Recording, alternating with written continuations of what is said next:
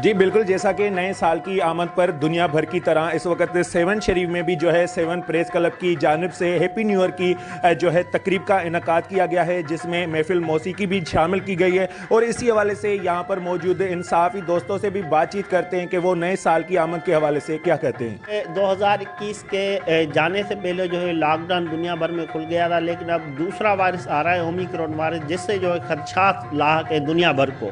तो अल्लाह ताला के हुजूर से दुआ है कि अल्लाह ताला इस तरह के मूदी अमराज और वायरस से जो है हमारे मुल्क को कौम की लोगों को ना सिर्फ दुनिया भर के लोगों को बचाए रखे।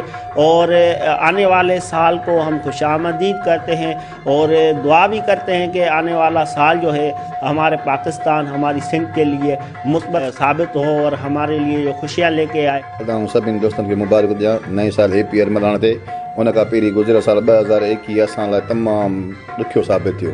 2022 इंशाअल्लाह असां लाइ सुठो साबित थींदो, ख़ुशियुनि जो जेको साबित थींदो।